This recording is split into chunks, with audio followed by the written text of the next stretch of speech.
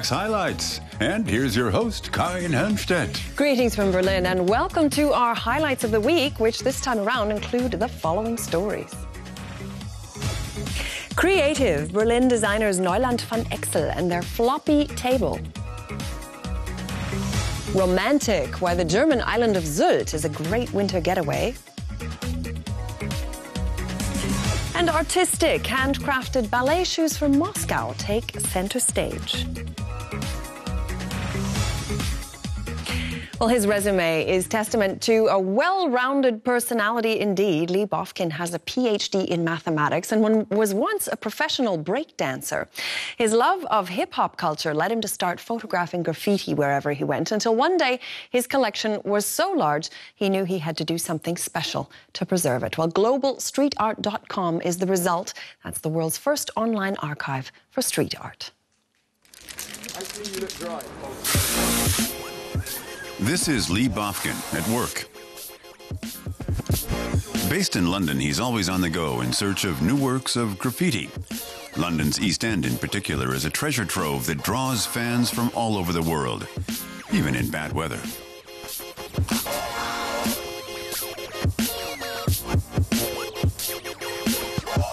There's a few legal spaces like Stockwell, a Trellick Tower in West London, where the quality of the graffiti, it's more traditional kind of graffiti. It's mind-blowing. And you have amazing international writers, artists come from all over the world to paint in London, because we do have like a long and proud history of graffiti culture. Bofkin is a true collector and knows where to find all the best graffiti. Hidden away on the edge of this industrial site east of London, there's what's called the Essex Wall, a 1.5 kilometer long wall covered in graffiti by international artists.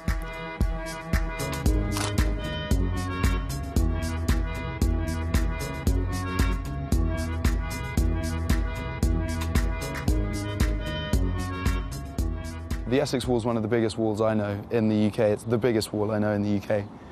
Yeah, and it's just like no one comes down here. That's what's brilliant. It's really quite isolated. It's a very quiet, still space, but the art's awesome. The isolation makes the area perfect for street art.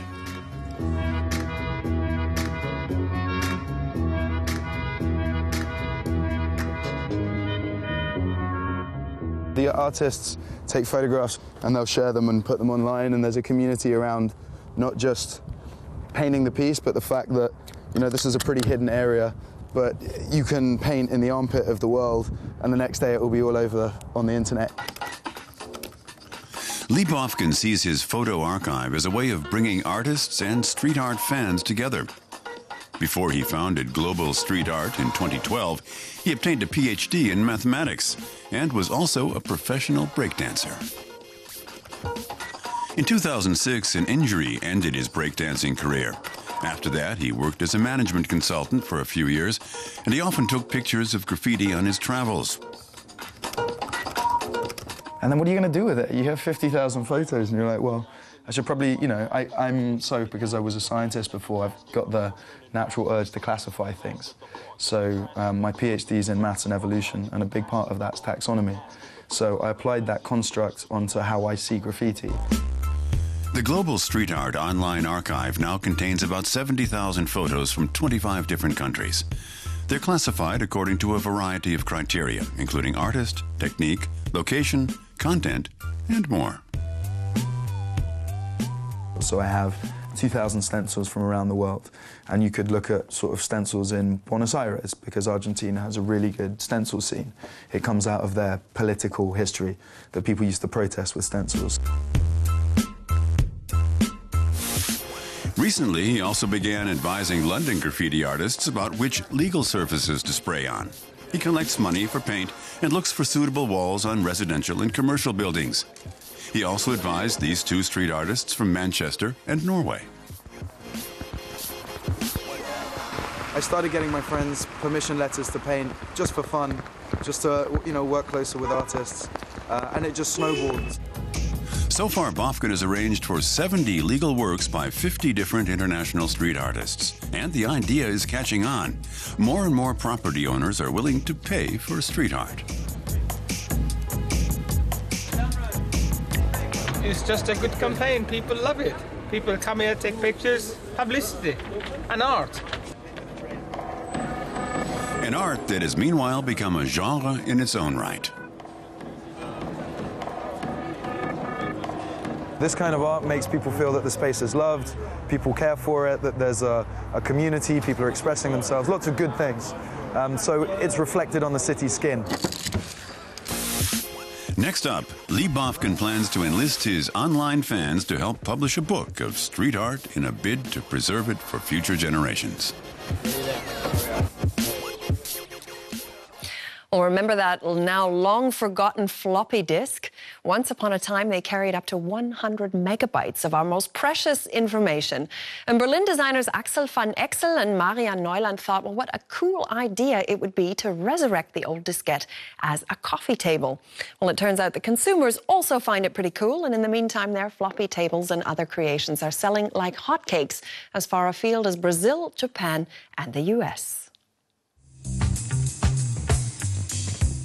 The computer diskette may be outmoded, but it lives on as a coffee table. Made of steel, the floppy table is the brainchild of Berlin-based designers Axel van Exel and Maria Neulant.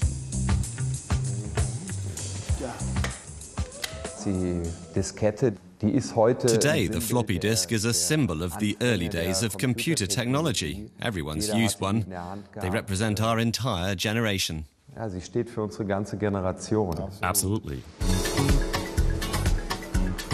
Originally designed as a one-of-a-kind piece for a furniture fair, the designers commissioned a metalworker from Berlin to make the floppy tables to order.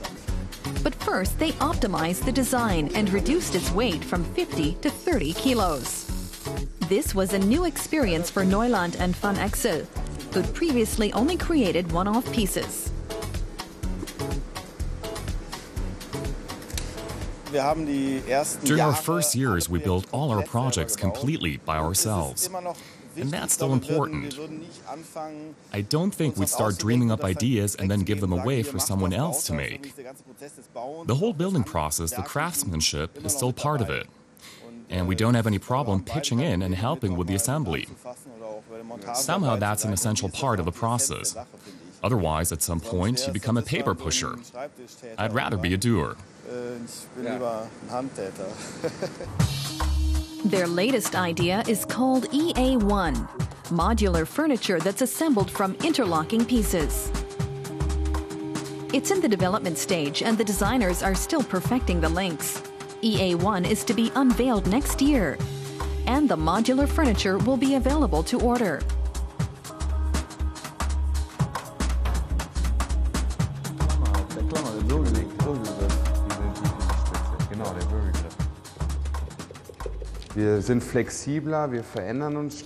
We're more flexible, we're changing faster, so this modular system functions similarly. It's modular furniture that can function as a shelf, a desk or a bed, whatever you fancy. It's a bit like Lego.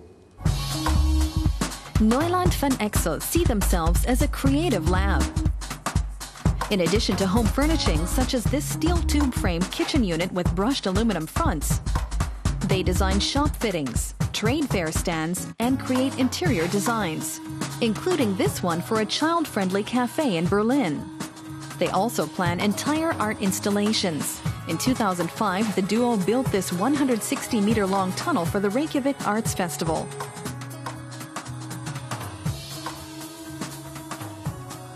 At the start, people kept asking what we do.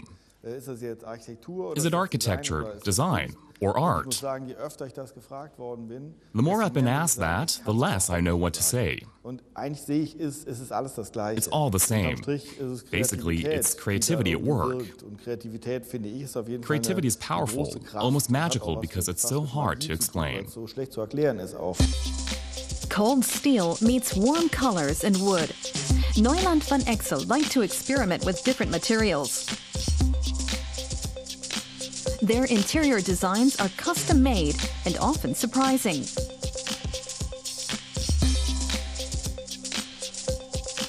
A few years ago, 2 Icelandic curators commissioned the architects to redesign their apartment. The owners handed over the keys and set off on a 3-month-long trip.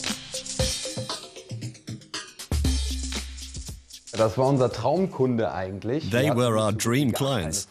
We had almost no instructions, conditions or questions. They wanted the all-round package.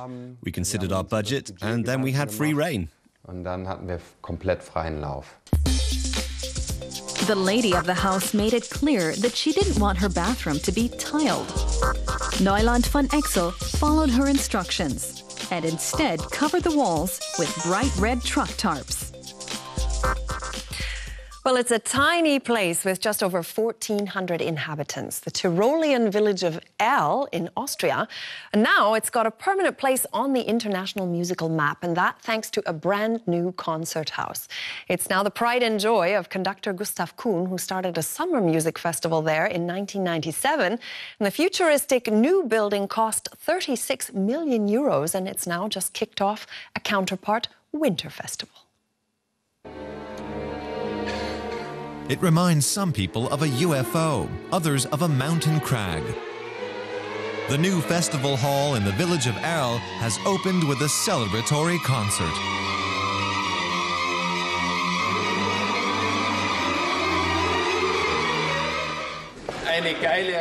Damn good acoustics. You can go ahead and record that. If anybody had told me 10 years ago that we'd have our own festival hall, I'd have said they were crazy. Silenzio universale. L'architetto di questo teatro.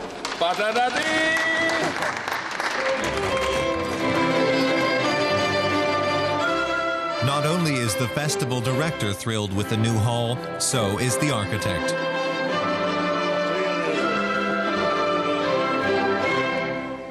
Molte grazie. You enter and it takes you in. You literally stand still. Your heart, everything around you gets warmer and your blood rises. And you ask yourself, what's happening to me? And it's the space. The hall, with the world's biggest orchestra pit, is the heart of the new building. It's paneled completely in acacia wood to create the feeling of being surrounded by the instruments. That has quite an effect on the nearly 900 seats. In effect, there's only a 1 decibel difference between the seats in the front and those in the back. That's unique worldwide. The new concert hall in Erl was designed by a Viennese architectural firm. It was completed in just 18 months. It was always about making this building look like a crag, almost like a monolith, a single rock formation. So it was important to us that it didn't point in any particular direction. That's why we developed this incredibly complexly structured facade or pattern for this building. The new concert hall was built right next to the existing Passion Play hall from the 1950s. The contrast in color is intentional and relates to the seasons. It's important to experience the seasons here, especially in Tyrol, where the winter is still winter despite climate change. The Summer Festival Theatre, the existing Passion Play Hall, is white. In the summer, it's nestled in the green countryside, and our building retreats into the background and becomes one with the surrounding landscape. And in turn, when it snows, the Passion Play Hall fades into the background, and our building stands out.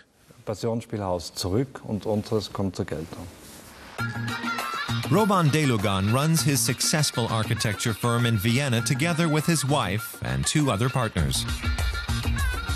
They designed the Porsche Museum in Stuttgart and the I Film Institute in Amsterdam. We speak the same language and have developed a kind of semantics. But if you follow the history of our projects, you'll find they're also very different. The mountain theme can also be seen in the festival hall's interior. Visitors enter the foyer as if through a crevice, and the spaces themselves resemble crystal caves.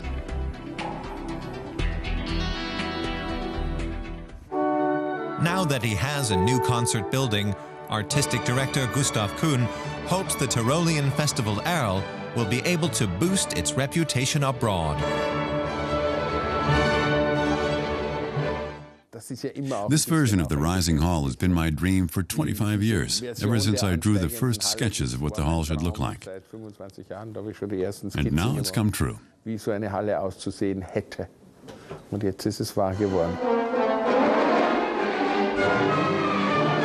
The new concert hall in Arles is an added attraction to Austria's rich music scene. And next up, we're headed to one of Germany's favorite domestic holiday destinations, and that is the North Sea island of Sylt. And despite its rather scant surface area of not quite 100 square kilometers, Sylt has a number of features that make it really quite unique. For instance, surprisingly rich flora and fauna, about 40 kilometers of sandy beach, wandering sand dunes, and the Wadden Sea, which is now a UNESCO World Heritage Site. Empty beaches and windswept nature transform the North Sea island into a winter fairy tale. At this time of year, Sylt has something magical about it. The Uwe Dune in Kampen on Sylt's west coast affords spectacular views of the island's landscape. At 52 meters, the dune is Sylt's highest elevation.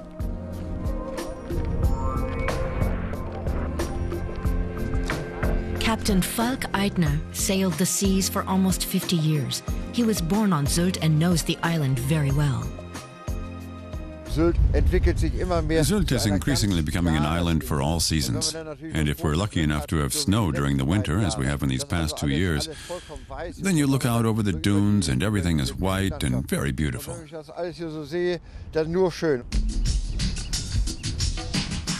The mudflats, measuring an area of almost 10,000 square meters around the island, are the largest tidal wetlands in the world. They were declared a UNESCO World Heritage Site in 2009. Local guide Diana Seidel has worked here for 9 years. More than 1 million microorganisms live beneath 1 square meter of mudflats. And they provide a source of food for the birds that inhabit the area, for the oysters, for lugworms, and for the animals that are visible to the naked eye. The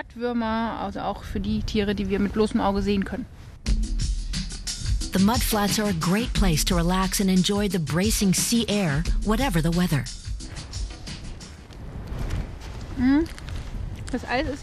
The ice contains salt. It's frozen seawater. The landscape is especially beautiful in the wintertime.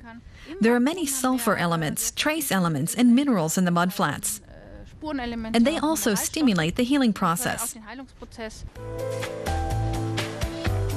Sylt has more than 200 restaurants. One of the most famous is Gosh, renowned for its fish specialties.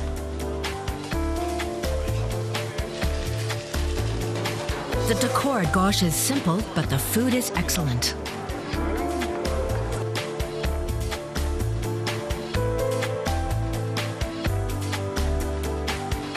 Jürgen Gosch started out 40 years ago with a simple fish stand on the beach. Now he has over 30 restaurants throughout Germany. But he remains true to Sylt. Sylt is unique, and as you see, we have a winter landscape. We have a summer one, and we have the fall. We have something to offer all year round. Sometimes it's stormy, sometimes it isn't. It's never boring on this beautiful island. Oysters are readily available all over Sylt.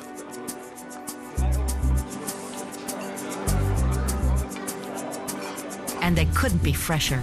The only oyster farm in Germany is in the north of the island. Up to 1 million Sylt royal oysters are harvested here every year. Sylt Royals are cultivated in a very good region. Our water quality is as good as drinking water, and that gives them a very clear taste. The plankton in the North Sea are different from anywhere else in the world, and that also contributes to their particular taste. Thatched cottages are a typical feature of Sylt. Many of them can be rented by vacationers. Those who prefer more modern surroundings can stay at the 5-star Grand Spa Arosa. It was named the 2012 Hotel of the Year by a leading hotel guide. Kampen, with its many luxury boutiques, is considered a stomping ground for the in-crowd.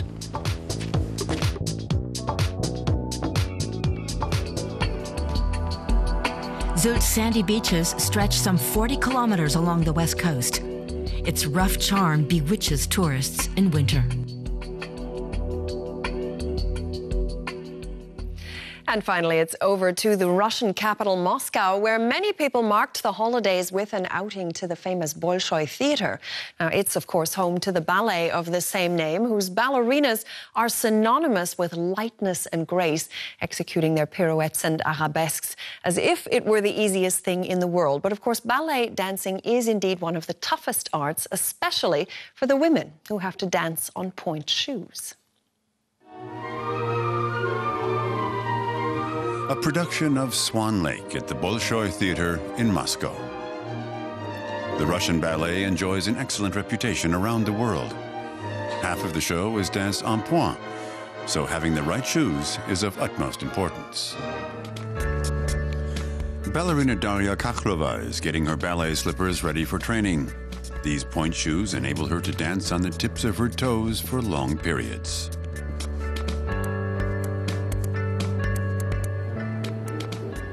Like many ballerinas, Khoklova uses slippers made by the Grishko company. They're made from silk and leather and are designed to support the dancers as they jump and spin.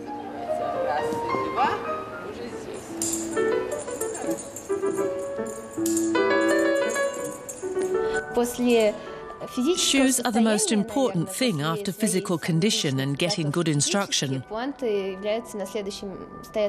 They are our work tools. We dance in them.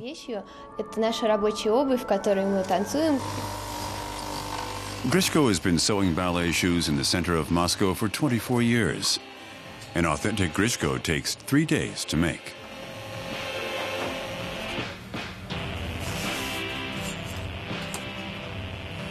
Daria Khoklova, the factory's director, designs new shoes and keeps on top of the more than 100 steps in making ballet slippers. The employees can't make any mistakes because a ballerina's foot won't tolerate it. A master gives the shoe its final shape. If the shoe stands on end by itself, then it's ready.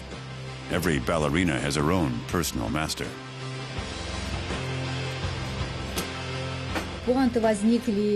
Pointe shoes were invented more than 100 years ago when ballet was just starting to develop. At first, the dancers used normal shoes, but then the techniques became ever more complicated. The shoes had to fit, so that's how pointe shoes came about. The Grishko shop floor in Moscow. Khoklova needs another new pair of pointe shoes. They cost around 25 euros a pair on average, and a professional ballerina goes through over 80 pairs a month. Khoklova's old shoes have lost their grip. The soles are too soft. Ballerinas need a fitter to find the right shoes for them. Victoria Fialo, for example.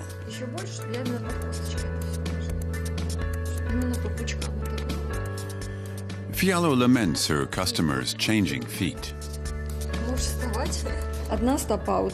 Feet change with age. I've noticed that one of Daria's bones is 5 millimeters wider. It has to be considered, even though she's a very young girl. She has to look after her feet. Khoklova is still at the beginning of her career and hardly preparing to put her feet up. She prefers to buy good quality shoes. Back at the Bolshoi Theatre and the production of Swan Lake, Khoklova is one of the youngest solo dancers. Pointe shoes aren't just a practical necessity for ballerinas. They also have sentimental value. One pair of shoes is very important to me. I wore them during my final exam at the Moscow Academy of Choreography and when I first performed at the Bolshoi Theatre. They are lucky, and I'm keeping them.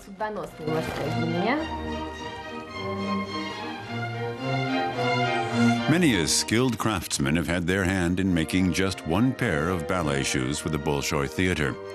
And a professional ballerina goes through 3 pairs per show. The theater covers the cost of the shoes, but the ballerinas are responsible for everything else.